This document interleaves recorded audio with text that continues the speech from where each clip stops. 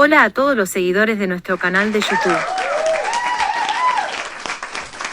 En la historia de los movimientos políticos y sociales, a veces se pueden encontrar conexiones y colaboraciones entre diversas corrientes ideológicas, incluyendo influencias ocultistas. El nacionalsocialismo, liderado por Adolf Hitler en la Alemania nazi, tuvo algunas conexiones con grupos esotéricos y ocultistas. Algunos líderes nazis, como Heinrich Himmler, estaban interesados en el ocultismo y las creencias esotéricas. Estas influencias no fueron las bases fundamentales de la ideología nazi, que se centraba principalmente en el nacionalismo étnico, el antisemitismo y el totalitarismo. Algunas figuras marxistas podrían haber estado interesadas en cuestiones espirituales o esotéricas. El marxismo como teoría política y económica se basa en un materialismo histórico y dialéctico. Las ideas de Karl Marx se centran en cuestiones socioeconómicas y de clase, y su análisis, a simple vista, no tiene un componente esotérico. En el artículo Las raíces ocultas de la Revolución Rusa, se plantea la idea de que existen conexiones entre el bolchevismo, un movimiento político y social que lideró la Revolución Rusa, y el gnosticismo, una corriente de pensamiento religioso y filosófico. Se argumenta que algunos ocultistas desempeñaron un papel en el desarrollo del bolchevismo en Rusia. En la cosmovisión gnóstica cristiana, se cree que el Dios del Antiguo Testamento no es el mismo que el Padre desconocido, el Dios verdadero al que se busca conocer y servir. Esta idea se presenta como una posible influencia en el contexto de la Revolución Rusa y el bolchevismo. Estas conexiones son objeto de debate y no son ampliamente aceptadas en el análisis histórico y político. La creencia gnóstica cristiana en la existencia de un demiurgo, una deidad inferior que creó el mundo material y que es considerada como una fuerza que mantiene a la humanidad en un estado de cautiverio espiritual.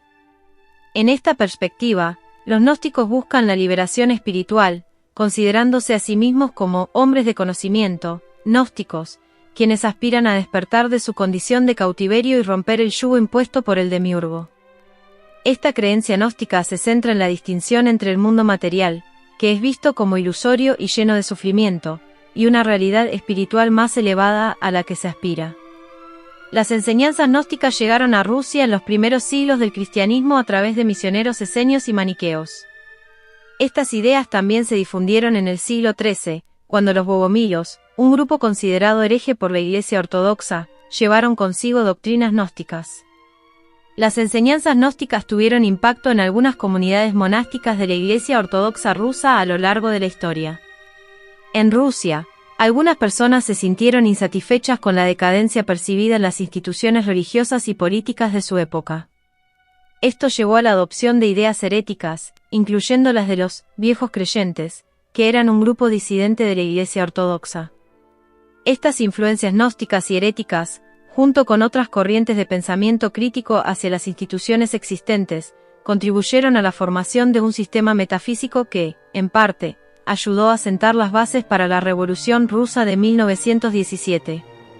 Los bolcheviques utilizaron el descontento popular en Rusia, en parte fomentado por una mezcla de ideas marxistas, gnósticas y heréticas, como parte de su estrategia para la Revolución Rusa. Esta perspectiva sugiere que la praxis marxista, al ofrecer una propuesta concreta de cambio social y al presentarse como una alternativa a las instituciones religiosas y políticas existentes, contribuyó a desacreditar a esas instituciones ante la población, lo que habría impulsado el apoyo popular a los bolcheviques y su revolución. Alexander Dugin y su texto, Metafísica del nacionalbolchevismo, es una perspectiva particular dentro del pensamiento político y filosófico.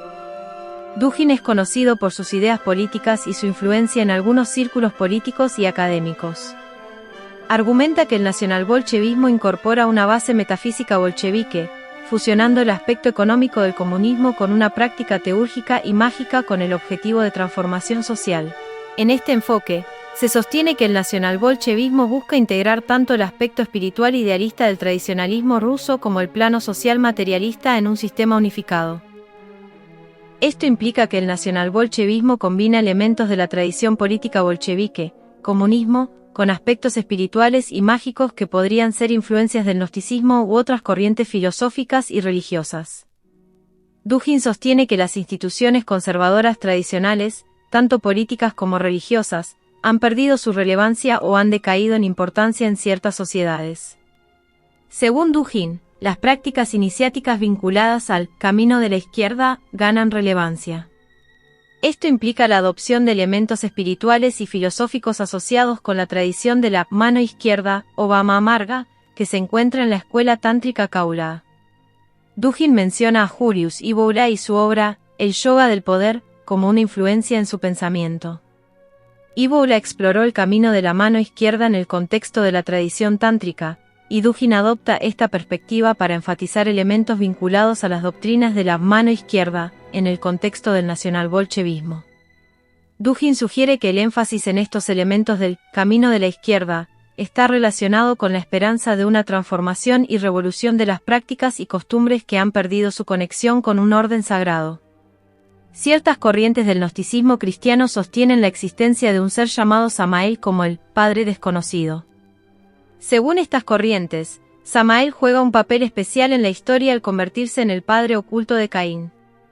Esto ocurre cuando Samael posee a Adán y libera una semilla considerada venenosa en el útero de Eva, quien, según esta narrativa, está poseída por Lilith.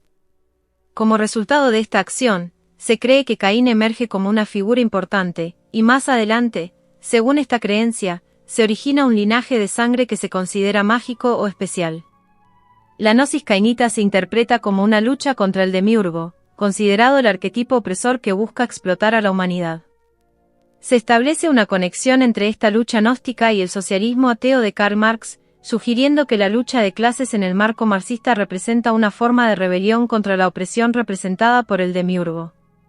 Se interpreta la historia bíblica de Caín y Abel como una alegoría de la lucha de clases, donde Caín representa la rebelión y el fin de la explotación, al asesinar a Abel, quien simboliza la explotación perpetuada por el demiurgo. El asesinato de Abel por Caín con la hoz o el martillo simboliza la liberación y el fin de la explotación, vinculando este acto con la lucha contra el sistema opresivo. El artículo Las raíces ocultas de la Revolución Rusa presenta una perspectiva en la que los ocultistas rusos interpretaron a los bolcheviques como participantes inconscientes en una misión cósmica de transformación o transmutación de Rusia. Esta interpretación se basa en simbolismos alquímicos y metalúrgicos, donde la alquimia y la metalurgia se utilizan como metáforas para describir la transformación social y política. Los bolcheviques, al adoptar la hoz y el martillo como símbolos de su movimiento, estaban involucrados en un proceso alquímico y metalúrgico simbólico. En la alquimia y la metalurgia, el objetivo es alcanzar un estado refinado al expulsar elementos impuros a través de un proceso de purificación, a menudo representado por el fuego. La alquimia y la metalurgia a menudo involucran conflictos y procesos de transformación que requieren esfuerzo y sacrificio. En el caso de la Revolución Rusa y los bolcheviques, esta perspectiva sugiere que el conflicto y la lucha eran vistos como un medio necesario para alcanzar una forma de vida superior o una sociedad transformada. La metalurgia se asocia con Tubal Caín, quien es considerado descendiente de Caín.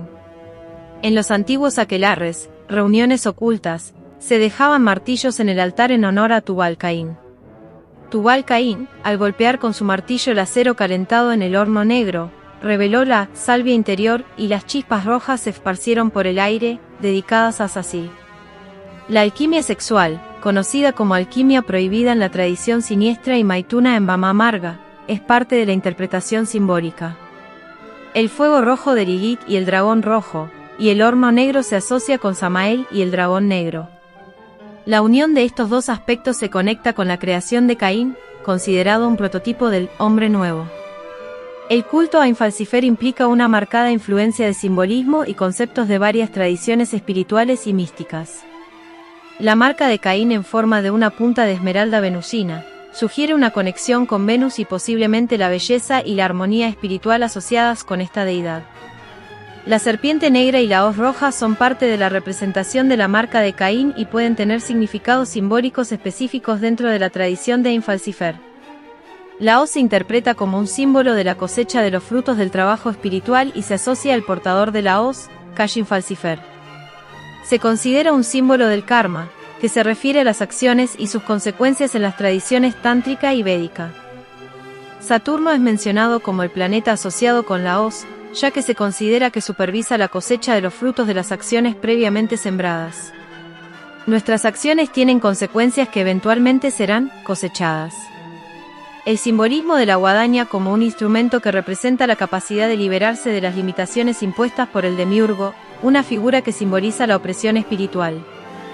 La guadaña se considera una herramienta que las personas sabias pueden utilizar en rituales para superar obstáculos, ya sea enfrentando a aquellos que se oponen a su camino o confrontando los apegos que restringen su conciencia espiritual.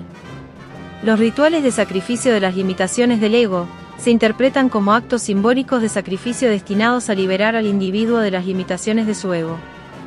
La sangre simbólica que tiñe la guadaña representa este proceso de liberación y se utiliza para fertilizar las semillas del espíritu, lo que significa que se busca separar lo transitorio y mundano de la esencia espiritual eterna. Este concepto de liberación espiritual se relaciona con el principio de moksha, que se encuentra en los Upanishads védicos. La idea es que uno deja de identificarse con su falso yo o ego, simbolizado como Abel, y en su lugar se conecta con su verdadera esencia espiritual, simbolizada como Caín. Esto implica un despertar espiritual y la superación de las ilusiones y limitaciones que el mundo material y el ego pueden imponer. En el contexto de los bolcheviques, el martillo y la hoz se utilizaban como símbolos que representaban a dos clases sociales clave. El martillo representaba a la clase obrera, mientras que la hoz representaba a la clase de los agricultores. Estos dos símbolos se unían para simbolizar la alianza y unidad entre estas clases en el movimiento comunista. Caín utilizaba la hoz en su trabajo de recolección de yerbas, que posteriormente se utilizaban en prácticas de brujería. La hoz se usa para cosechar yerbas delicadas, mientras que un cuchillo se emplea para partes más duras de las plantas. Estos conceptos se conectan con lo que se llama el negro en el verde, que se refiere al trabajo mágico relacionado con yerbas en el culto a Falcifer. Las yerbas utilizadas en ciertas prácticas mágicas se tratan con una esencia negra que se obtiene al regarlas con la sangre derramada de Abel, el hijo de Adán y Eva. Caín, su hermano, realiza un sacrificio en el que derrama la sangre de Abel. Se interpreta que este acto tiene un propósito místico. Caín siembra lo que se conoce como el árbol de la muerte, en contraposición al árbol de la vida mencionado en la Biblia. Este árbol de la muerte se considera un portal o conexión, nexión, a través del cual la luz negra puede manifestarse en la tierra, Malkut, la esfera que representa la realidad terrenal. Esta manifestación implica un contacto con Lilith, quien se considera como la madre de la luz negra. Lilith se conecta simbólicamente al aceptar la ofrenda de la sangre de Abel. Caín se convierte en un maestro del Ars Beneficium, o el arte del veneno. También es conocido como el Señor de la Guadaña Envenenada, denominado Kashi-Natsir. El uso del veneno no se limita únicamente a la capacidad de causar la muerte, sino que también puede tener efectos psicoactivos significativos, como aquellos asociados con las plantas utilizadas en los ungüentos de brujas, conocidos como ungüentum sabbati. Estos ungüentos a menudo contienen sustancias altamente tóxicas. El nombre del padre de Caín, Samael, se traduce como veneno de Dios. Los bolcheviques estaban motivados por provocar una revolución social en el Imperio ruso. Su objetivo era transformar la estructura política y económica de la sociedad a través de la acción política y la lucha de clases. Buscaban derrocar a las élites y establecer un sistema socialista basado en la igualdad y la propiedad colectiva. Los seguidores de la gnosis cainita se centran en una revolución interior, que implica una transformación espiritual y personal. Utilizan la figura de Caín como símbolo de la liberación del ego y la conexión con una esencia espiritual más profunda. Los nacionalbolcheviques pueden buscar propagar esta síntesis para lograr la liberación en ambos aspectos, tanto en lo material como en lo espiritual. En la lucha contra la tiranía y la opresión de los líderes actuales, debemos tener cuidado de no convertirnos en lo que estamos combatiendo. No debemos permitir que nuestra determinación por cambiar las cosas nos haga adoptar las mismas actitudes y defectos que criticamos en esos líderes opresivos. No hay que anhelar excesivamente el poder, poseemos una especie de poder interior, representado como una llama negra. En vez de buscar poder externo, debemos enfocar nuestro deseo en liberarnos a nosotros mismos y a los demás de los problemas y males que existen en el mundo actual. Si te ha gustado el contenido y deseas contribuir al crecimiento continuo de este canal, te invito a considerar la posibilidad de suscribirte a Patreon. Por tan solo 3 € al mes, no solo estarás apoyando mi creatividad y esfuerzo, sino que también tendrás acceso exclusivo a contenido más detallado y enriquecedor. Como suscriptor, formarás parte de una comunidad comprometida con el desarrollo y la exploración de nuevos temas. Tu apoyo es fundamental para seguir creando contenido. Únete a Patreon y sé parte de esta emocionante aventura.